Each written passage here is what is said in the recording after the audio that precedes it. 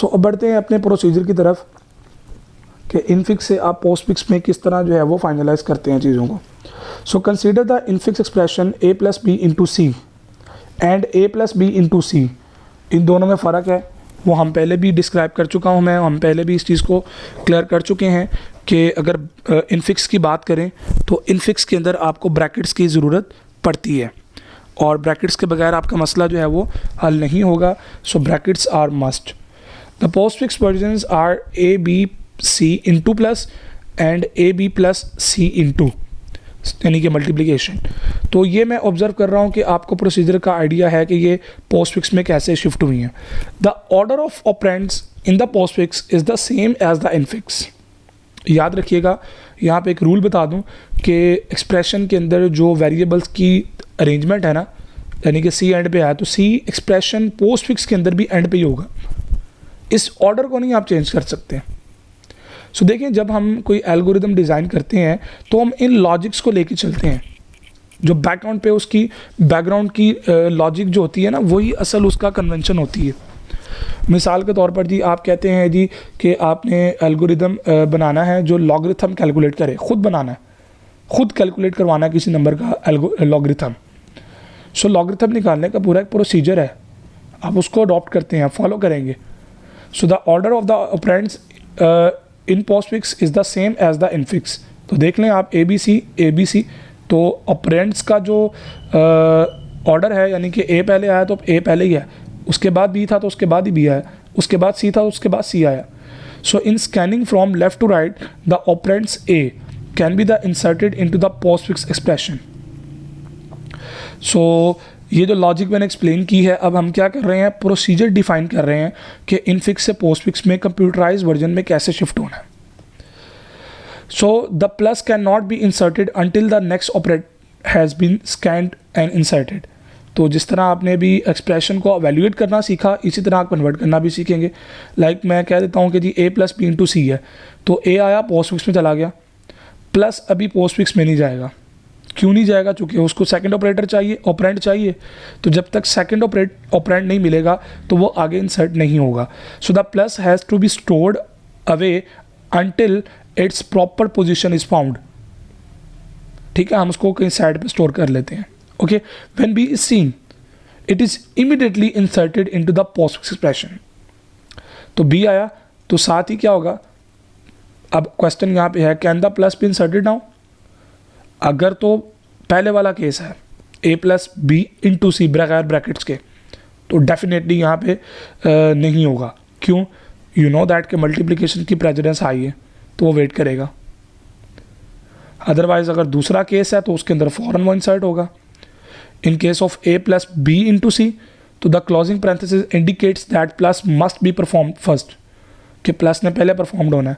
So assume the existence of a function precedence. आप क्या करते हैं, यहाँ पे हमने एक फॉर एग्जांपल एक फंक्शन बना लेते हैं। यहाँ पे फंक्शन का नाम दिया प्रेसिडेंस PRCD।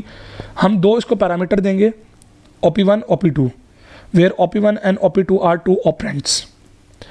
सो प्रेसिडेंस चेक करेंगे OP1 एंड OP2, यानी कि operator 1 and operator 2। So return true करेगा if OP1 has the precedence over OP2, यानी कि अगर फर्स्ट ऑपरेटर की प्रेसिडेंस हाई है 2 के मुकाबले में तो ये ट्रू कर देगा, अदरवाइज फॉल्स कर देगा। तो बूलियन फंक्शन यूज़ करके आप इस प्रेसिडेंस को भी चेक कर सकते हैं। ठीक है ना? वो कैसे चेक होगा, देखें कि अगर स्टैरिक और प्लस आते हैं तो ट्रू करेगा, चूँकि मल्टीप्लिकेशन की प्लस के ऊपर हाई है। अब इस चीज़ को इम्प्लीमेंट करने के लिए आपको क्या करना पड़ेगा, इनकी प्रेसिडेंस टेबल सेट करनी पड़ेगी, कोड लिखना पड़ेगा। कोड के अंदर आप सेट करेंगे कि जनाब इसकी हाई। फॉर एग्जांपल मैं इसका आसान तरीका बताता हूँ कि आप क्या करेंगे कि आप एक 2D अरे बनाएंगे, या 2D भी रहने दें। आप प्रोग्राम के अंदर स्टैरिक को किसी वेरिएबल में स्टोर कर देंगे, ठीक है, और उस वेरिएबल को आप कह देंगे कि जनाब ये हाई, उसको फॉर एग्जांपल जी 5 कह दिया आपने, वैल्यू 5 है, प्लस को वैल्यू 1 दे दी, तो चेक कर लें 5 लेस देन 1, ट्रू है तो ट्रू रिटर्न कर देगा, फॉल्स है तो फॉल्स रिटर्न करेगा। सो इस तरह आप इन चीज़ों को देख सकते हैं। प्लस के ऊपर डेफिनेटली ट्रू है, precedence plus into minus, that is false. So here is the algorithm that converts the infix expression to its postfix form. The infix expression is without parenthesis. अभी पहले केस को treat कर रहे हैं कि वो बगैर parenthesis के है. सबसे पहले क्या होगा, देखने में आपको लग रहा होगा ये वही प्रोग्राम एल्गोरिदम लॉजिक है जो अभी थोड़ी देर पहले हम जो है वो एवेल्यूएशन के लिए यूज़ कर रहे थे. नहीं, ऐसा नहीं है, फ़र्क है इसके अंदर.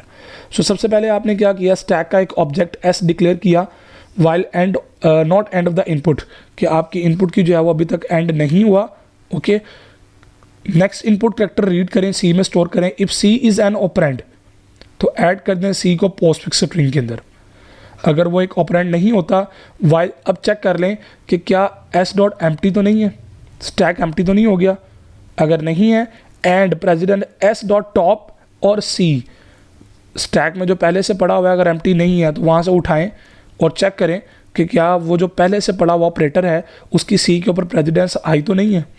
अगर हाई है तो क्या करें, दोनों कंडीशंस ट्रू होती हैं तो and ampersand sign definitely and को रिप्रेजेंट करता है, जिसका मतलब क्या है कि दोनों ट्रू होना ज़रूरी है.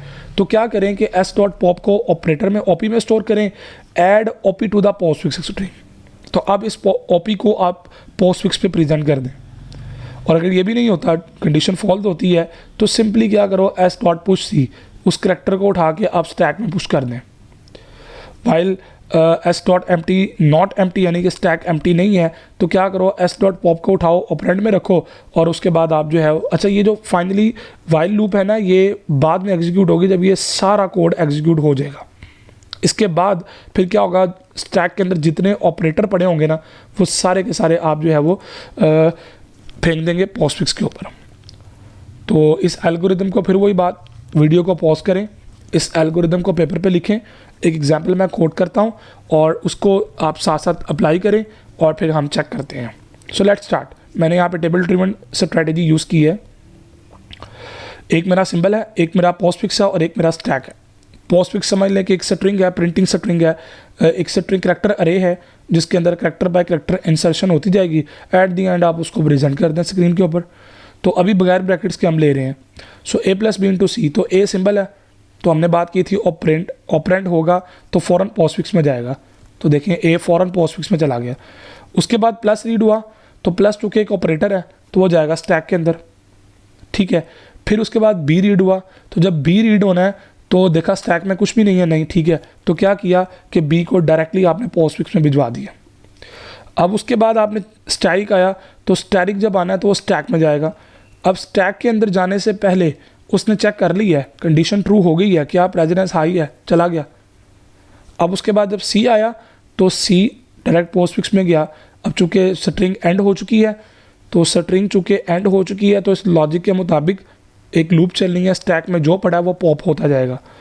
तो स्टैक में जो पॉप होना है वो किस तरह से होना है कि पहले आपका जो है वो स्टैरिक आएगा फिर प्लस आएगा, पहले स्टैरिक आएगा फिर प्लस आएगा. तो फाइनली आपने नोट किया कि आपकी इनफिक्स एक्सप्रेशन जो है वो पोस्टफिक्स के अंदर शिफ्ट हो गई. सो अब इसी तरह आप इसका भी प्रोग्राम जो है वो लिख सकते हैं. एल्गोरिदम अगर आप अंडरस्टैंड कर चुके हैं तो आप इसका एल्गो को फाइनलाइज करें और सी प्लस प्लस के कोड की तरफ मूव करें. उस कोड को टाइप करें, लिखें कोड, आप कोड लिख सकते हैं. अब ओके जी, आगे बढ़ते हैं. तो अगर आप पैरेंथेसिस की बात करते हैं, चूँकि अभी तक हमने पैरेंथेसिस के बगैर की एग्जांपल को देखा, अगर आप पैरेंथेसिस को डील करते हैं तो बड़ा सिंपल सी लॉजिक है. हैंडलिंग पैरेंथेसिस में क्या करेंगे, when an open parenthesis this is read, open parenthesis read होती है, it must be pushed on the stack, तो ये स्टैक के ऊपर पुश हो जाएगी. This can be done by setting the precedence OP this to be false, आप इसको सेट कर दें कि ये फॉल्स है. So also precedent this op equal false, which ensure that an operator after opening bracket is pushed on the stack. तो आप इसमें ब्रैकेट्स का सहारा लेंगे. So when closing bracket read होगी, all operators up to the first must be popped and placed in the postfix string, यानी कि stack को empty करना है. To do this, precedence of op this को true कर दें and both the opening and the closing must be discard, इन दोनों को डिस्कार्ड कर दें, फिर ज़रूरत ही नहीं रही हमें. और इसी तरह प्रेसिडेंस ओपनिंग क्लोजिंग के साथ फॉल्स कर दें. Need to change line number 11 in the algorithm, और लाइन नंबर 11 एल्गोरिदम की क्या है देखें ज़रा कि push S dot push C, यहाँ पे चेंज आएगा। अब जब यहाँ पे चेंज आना है तो क्या होगा कि वो उसकी ब्रैकेट को यूज़ करेगा। ओके, सो इसका छोटा सा एल्गोरिदम वो क्या करना है कि इफ़ एस डॉट एम्प्टी और symbol not equal closing bracket, तो स्टैक पे पुश करते जाएं, अगर नहीं होता तो डिस्कार्ड करें उस क्लोजिंग को और एस डॉट पॉप करते जाएं सारे, वो डिस्कार्ड कर देगा बेसिकली एक्चुअली उसको। So precedence of opening with OP ये फॉल्स होगा, प्रेसिडेंस ओपी विद ओपनिंग ये भी फॉल्स होगा, precedence OP with closing bracket ये ट्रू होगा। और अगर क्लोजिंग ब्रैकेट पहले आती है फिर ओपी आता है तो डेफिनेटली ये एक एरर है फॉर एनी ऑपरेटर, किसी भी ऑपरेटर के लिए ये एरर होगा।